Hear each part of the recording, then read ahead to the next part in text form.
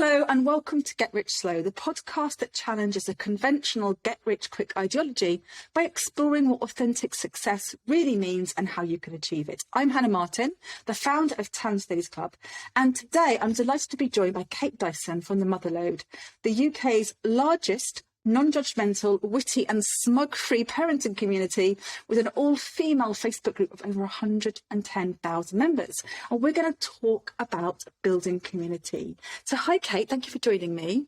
Hi. I really want to talk to you about this because I know that community is really important, especially in business, like building a community of sort of people that reflect your audience and that you want to talk to. But I also know that building community is really, really hard. And you've been phenomenally successful. So, but I want to start out by asking, as I ask all my guests, what does success mean to you personally? Oh, it's a really good question.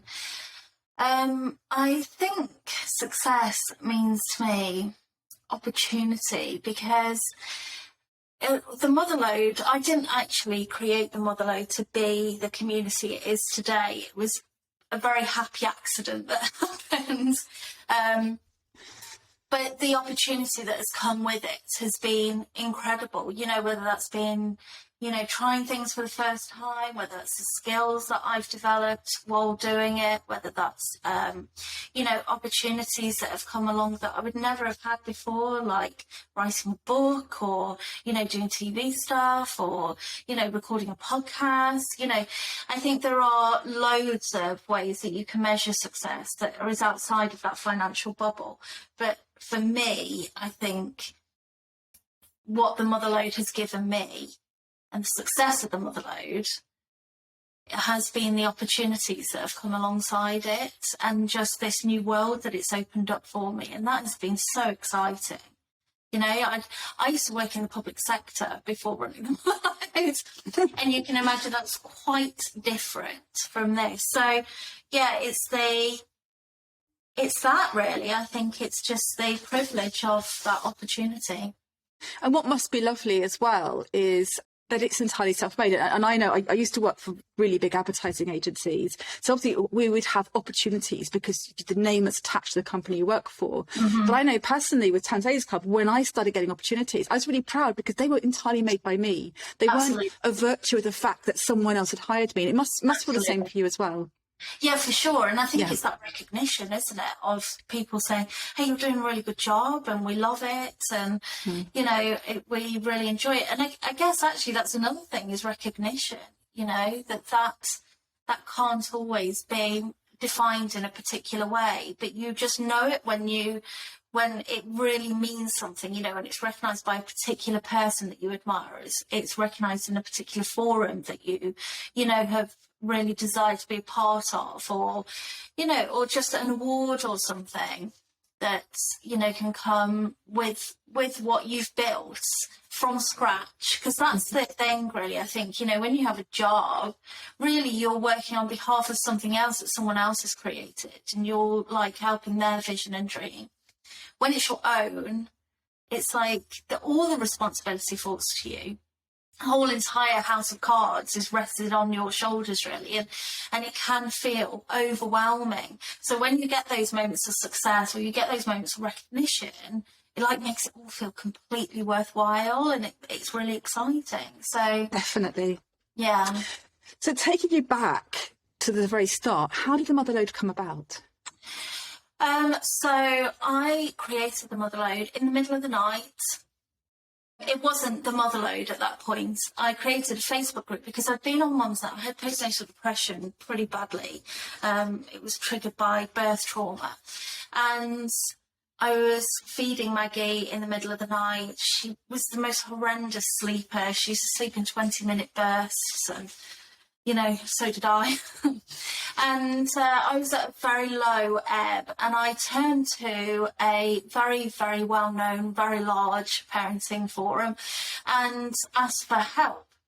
And I was met with the most awful stuff in reply. And, you know, basically I should be grateful, that I should suck it up, that, you know, what did I think motherhood would look like? You know, what did I think that, you know, the people, when they talked about night feeds, you know, that like sleep deprivation wasn't just like invented for you. It was really barbed and awful. And I thought, oh my God, I need somewhere with some people. And I knew a few people were like able to talk quite frankly about, you know, other mums, about motherhood. And I thought, let's bring that together with my mates. And so I created it with just 8 people initially. And then just slowly they added in, you know, their friends, and it grew very organically in that sense, and became, as a result, very nurtured and very, you know, it was friend of friend of friends. And it wasn't like an exclusive thing. It was just, you know, you had to, we needed to trust that you got it, like to be a part of it, if you like. And that you weren't going to sort of judge us for being very honest about motherhood. Because, you know, if we go back to 2015 when I created the Motherload, actually this honesty that we're quite used to now, this candid stuff about motherhood. And I don't mean like all the your kids are arseholes and we, you know, we're all eating fish fingers. I mean more just the real, honest, raw truth of how difficult motherhood can be at times. And that balance between absolutely being so totally in love with your child and wanting to escape them at the same time, you know, in that juggle. And yeah, that's how it started, was this very honest, authentic sort of small group of women that grew and grew. And now we have this huge community. But I think that ethos is still there, right at the centre of it, you know, that we are here to nurture and to empower and to validate more than anything, you know, because we are talking about motherhood more candidly than we ever have done. But that raw truth needs to be protected and to be safe as well. And, you know, that isn't always the case. And I hope in the majority of cases on the Motherload that is still there. So when did you, so obviously it started very purposeful, almost quite privately, you know, as I know it's, you know, with your group of friends, and grew organically from there.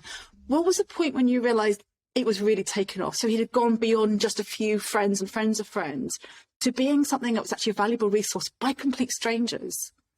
I think in 6 months, we hit 1,000 members.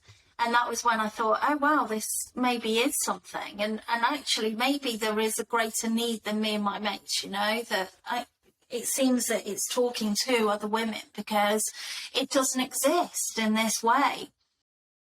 And yeah, that was probably the first time that I thought this is quite special. There is something that is, you know, unique here, and it is important, and it is worth pursuing, you know, rather than kind of like thinking, okay, well, we've hit 1,000, that's now enough, that's big enough, thank you very much, let's go home.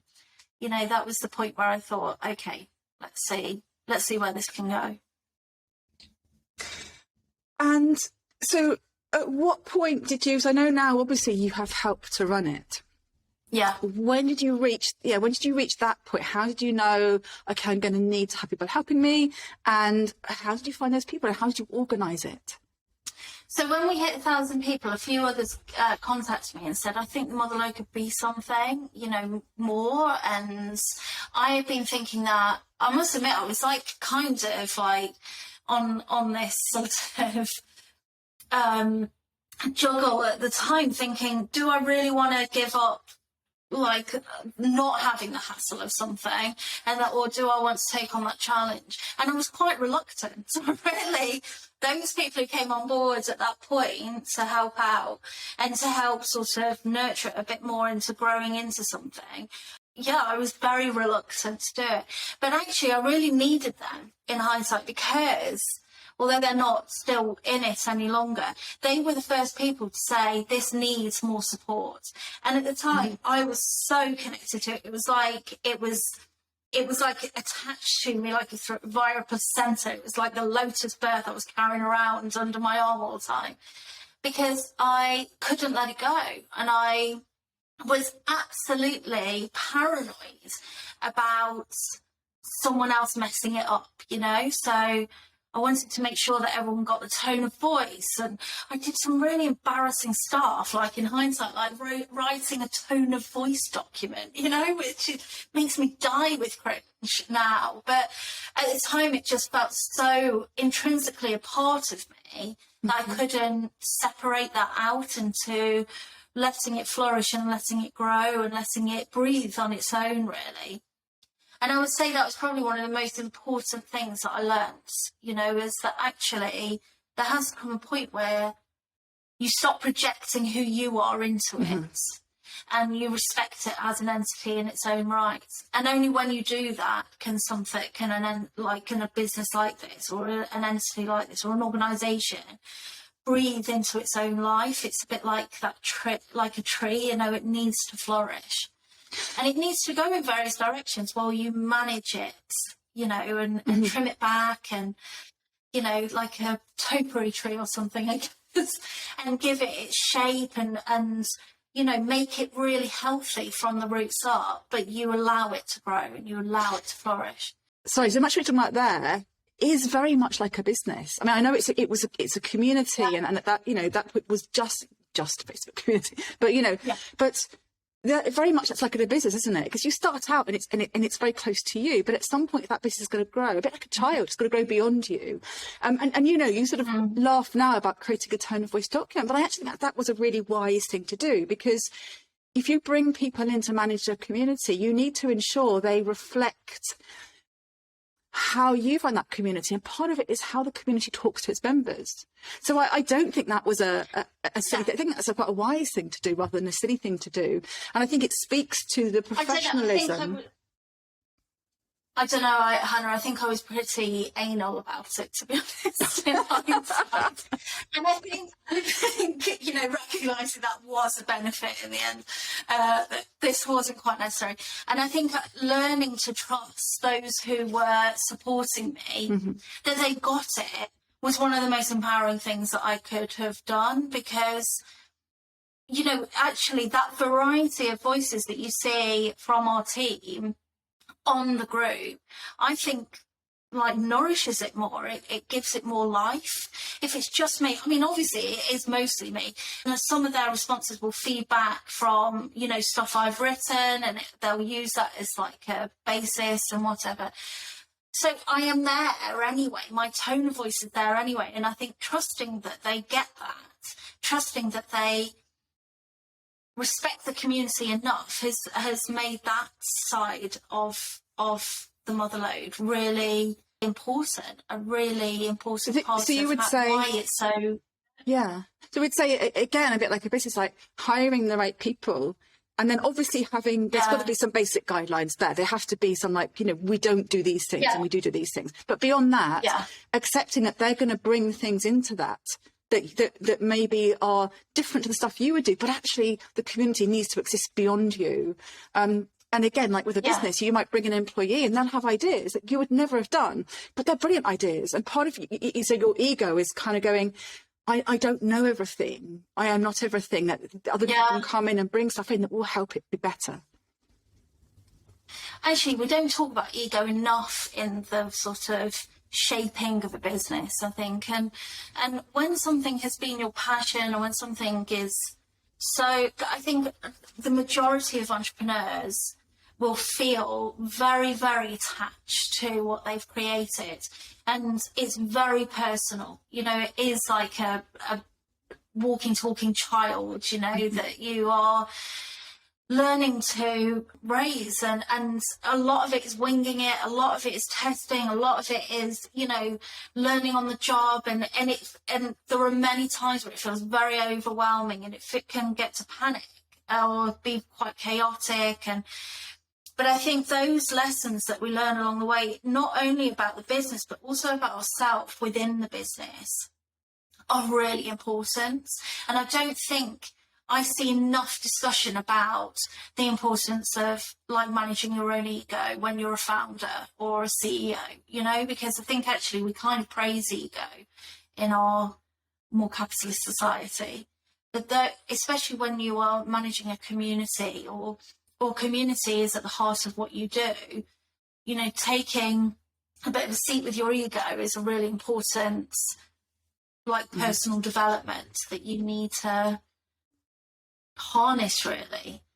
And I've just had a very recent experience with this, where that the founder of this business was still very, very attached, and her ego was very centric within it, and it really dominated the breathability of the business, because she was so panicked that it was going outside of her control or her initial vision, then it couldn't breathe, you know. And I think seeing that having theorized this for a little while within my own business, and then really seeing how stifling it can be in another, has been fascinating, really fascinating. So yeah, I think we, like, personal development and checking your ego as a founder is super, super key for growth. Yeah, I'd say it's really important. One of the things that sort of I've learned to do, because we're all human beings and we all have emotions, and rather than kind of like suppress it and I'm not going to have a feeling, I kind of go, I have a feeling, I process it, and then I step outside that and examine it and go, actually, well, that emotional reaction isn't helpful. That, you know, and if I took a more objective view of this, sometimes I'm wrong. I don't feel like I'm wrong, but someone else might perceive me as being wrong. And you're right, you have to look at the greater good rather than just, this is me and an extension of me. Because all businesses have a purpose, and all businesses and communities require other people to be there. And if it's just about you, that there's no place for those people, and they're not respected. And you know, there has to be a relationship whereby that you can understand their needs and put your needs second sometimes. Yeah, absolutely. And it really is, though, a fine balance, because at the same time, what makes it very personal, what is the passion that drives it, and that passion, and you as a person who has founded something, you know, can be its absolute strength. So it is very hard to work through that, and I think, I would bet that if we were talking about this more frankly, a lot of founders would say, oh God, yes, there are things that I did in the early days that I cringe back now because I didn't want to go.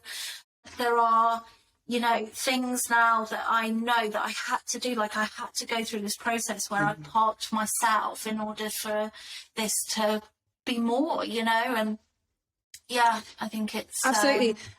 And that's one of the reasons why I wanted to do this podcast, and why I talk about, you know, get rich slow. And rich, obviously the context of which isn't just financial wealth, but it's all kinds of wealth, is that this idea that if you have very fast success in a business, that's to be desired and to be celebrated. But what you said is so true. The journey of having a business is a learning process. And if you have success in sort of week or even year one, you won't know what to do with it. It's a bit like these sort of overnight, you know, people who win the X Factor. You haven't got that longevity there. You haven't learnt the lessons, and you might be learning the lessons very publicly or on a very big scale. But what's really nice about that slow journey is that you learn those lessons as you go along, and you learn them in smaller ways when not many people are seeing you do those mistakes. So that when you do get success later on, not only is it more satisfying because you really feel like you've earned it, but you've had that evolution, and you are a very more mature person in that respect. I think as well, what we don't really talk about enough amongst female founders as well is that there is this kind of hangover that we need to be running businesses like men do, you know, in this quite bullish way, in this real, like, make it and break it. And a lot of female founders don't want to work like that. You know, not only are our minds work differently in that respect, I think also we have so much more to juggle. So we can't just go full on in like you know, I've seen other guys do when they're starting something, and it's just so like full on commitment. Women generally are like doing this juggle when they're starting businesses, and like, oh God, you know, which plate am I doing today? You know, and which hats am I wearing? You know, am I wearing the parent hat? Am I wearing the founder hat? And I think really what I get very excited about with female-owned businesses is that generally they are working so differently, and emotions are part of it, and they're recognised and they're validated, but they're also used as strengths to grow, you know, as opposed to ego to stifle. And I think, you know, certainly within, like, look, both of us are working predominantly females and women and female founders for you, but the power of women, like, I think has been really reduced, you know, for thousands of years, and yet now we are starting to really see how that, when we nourish and we nurture female founders, like, really incredible stuff can happen. And actually, I think there are so many women who they go through another journey amongst everything we're talking about, where they realise that I don't have to work this, like, you know, my cousin has done with his, you know, I don't have to work. It's like my brother is working, you know, in the city or whatever. I can create something that works for me, and I can grow it as per what I need out of it. So what I ask to you is, like, as you've grown the Motherload as a community, and as it's grown bigger, has that always served you, or have you had occasions when you've sort of looked at it and gone, it's too much for me, it's not working for me? Has that been a straight linear kind of thing of like, oh, I'm, you know, making mistakes but growing it, you know? Or have there been times when you've had to reassess it and go, is this structured the way I want? Do I need to make a change? Yeah, I think it's constant. Actually, I think anyone who tells you that then they're on this linear path is bullshitting, because, and if you are, that's a worrying thing, because you should be constantly, like, circling back and going, is this right? Is this where we should be at? Is this the growth that I want? Is this the structure that I want? Is this the planning that we want in place? Every single Christmas, I get to the end of the year and I'm absolutely exhausted, and I think that's it. Like, I'm not going to do it anymore, I'm just going to let it go. And every January, I open the group again, you know, for the new year, and on we go. And I think that is, you know, that is really normal, to go through these phases of thinking, oh God, I'm done. I am absolutely done. I'm done in. Like, it's too much. You know, a community is very volatile to run, especially as like a business entity.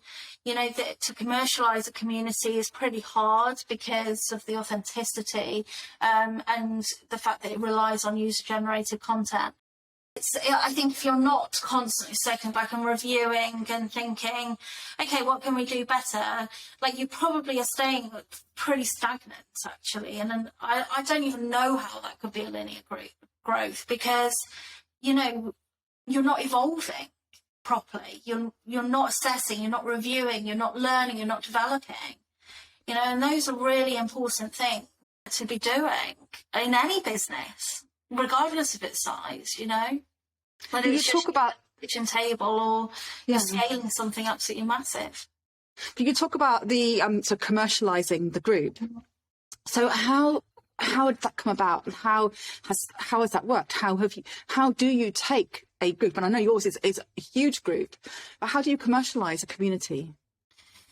Well, I mean, mine is the social media, like we were talking about at the beginning. It's on Facebook, and so it's harder than, say, if it was a forum I owned, and that has got to be something that I look at next, because, but I guess really it plays into influencer marketing mostly. You know, that I present a campaign, but that is, you know, I've devised the campaign, I've, you know, gone through the briefing stage with a client, I've, you know, created it within their budget, I've pulled all the creative together, and Hannah, these are all skills that I had none of prior to running the Motherload. You know, this is all stuff that I learnt on the job, so to speak. And, you know, reporting back with stats and whatever. So the way that, you know, technically you can monetize any community is through sponsored content, you know, and I guess like in conversation advertising, influencer marketing, that sort of thing. And there are other things that a lot of people do. I do less of, but like affiliate marketing is really easy. on any social media platform now. And I also have a website that I monetize too. So there's like a whole structure really there that is, you know, part of the bigger picture of monetization. And I think a lot of people think it's a Facebook group, right? Like, how can you monetize a Facebook group? It's ridiculous. But, you know, where there's a will, there's a way. And like working out how you're going to monetize is probably the hardest part of, you know, before, and then doing it and executing it is another thing. And I think I've been very lucky because, you know, again, what we're talking about with slow growth here, because of the slow growth and the very organic growth, and really because I place the community as the priority in everything. Like even now, that's the priority. Way beyond a deal, way beyond, you know, a campaign or a brand I'd really like to work with. If it doesn't work in the community, if I know that it's not relevant to them, I can't do it, because that relationship, that trust that they have in me as the group founder, as the community founder, is really important. And that is actually what is so attractive to advertisers, is because it is really loyal, it's really tribal, it's really buoyant, it's really, you know, the engagement is very high on the mother load, and that's what they want. So they'll pay more anyway to wait until we've got a campaign that will really work on there. And then that works for my members as well, and they don't feel exploited, because let's face it, we all feel like we're being sold to all the time online nowadays, don't we? Like, influencer marketing is everywhere, and if it's not influencer, it's MLM. And if it's not MLM, it's some vague coach who, like, is telling you that they're going to make you a millionaire by next year if you just follow 5 steps. You know, and I think we're just so sick of it.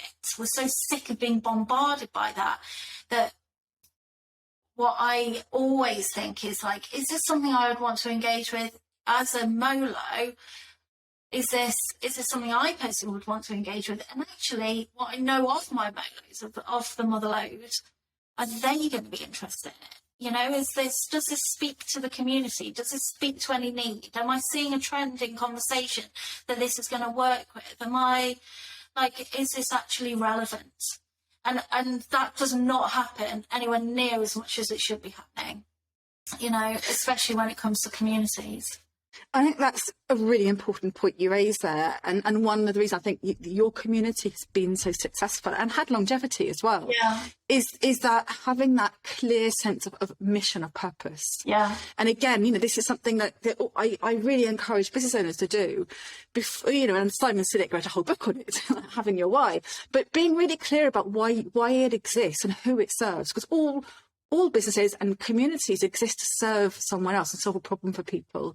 And if you're really clear about that and you stay true to that, and you know, what you talked about is like, nothing's ever really linear. You need to keep coming back to it, going, is this working? Is it working in the right way? Have I drifted off from my purpose?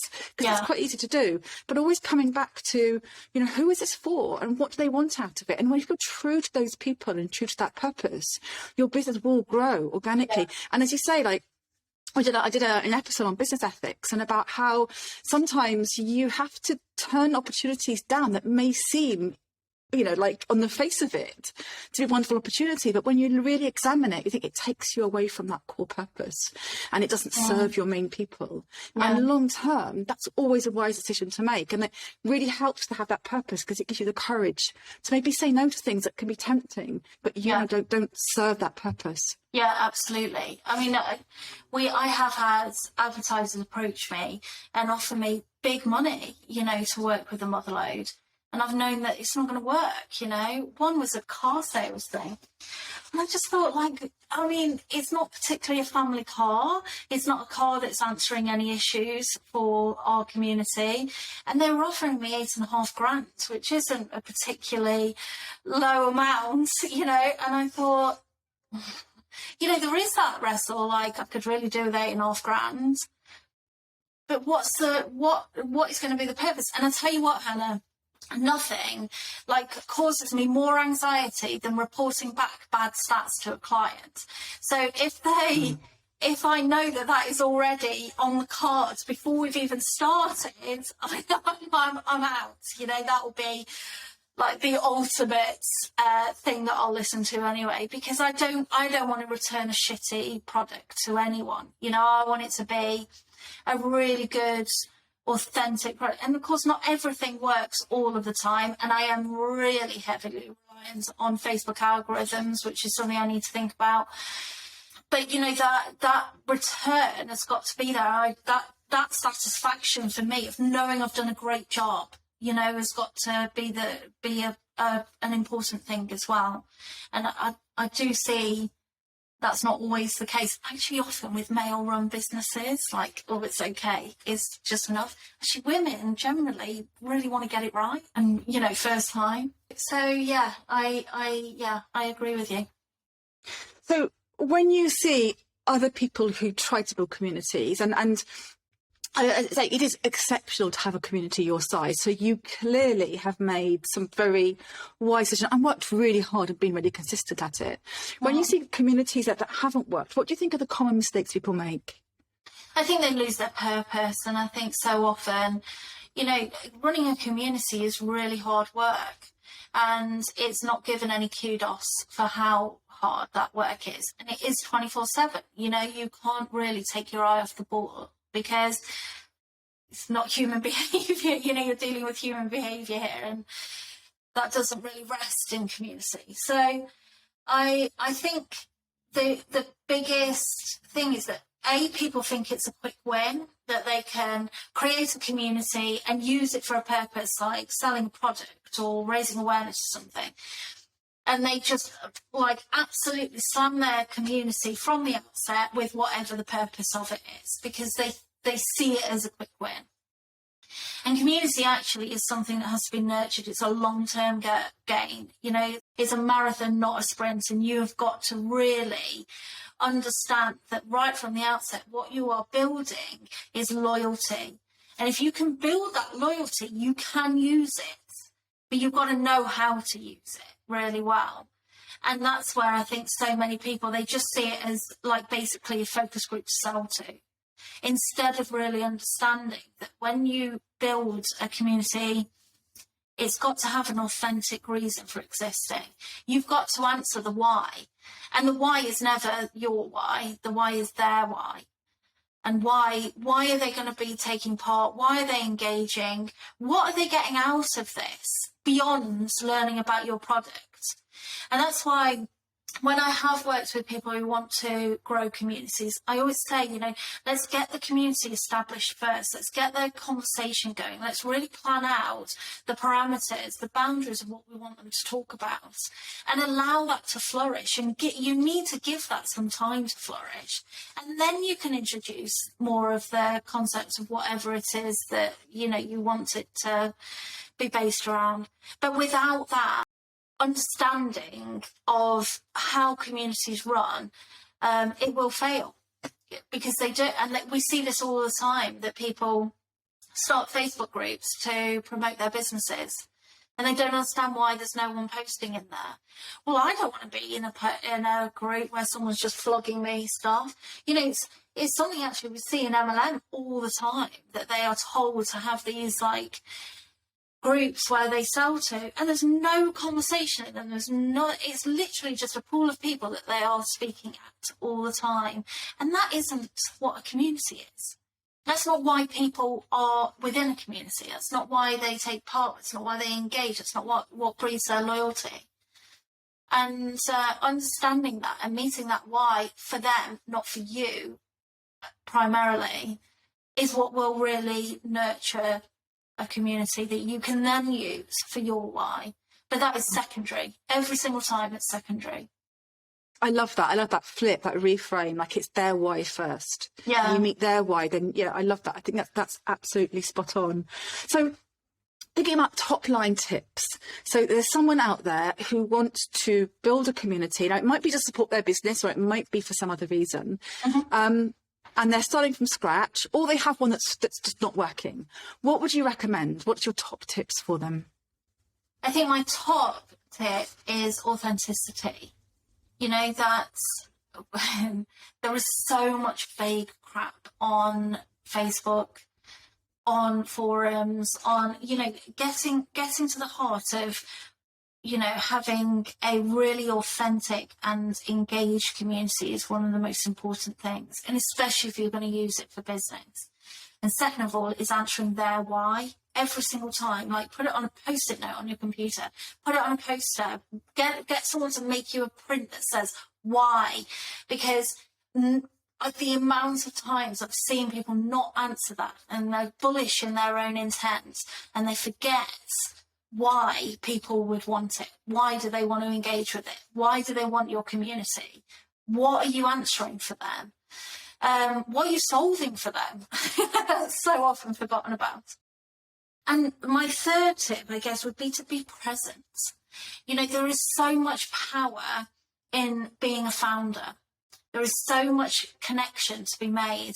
And I think, you know, as we're building and scaling, or however you are running your business, as it gets more intense, we take a natural step back, and we kind of associate that with strategy.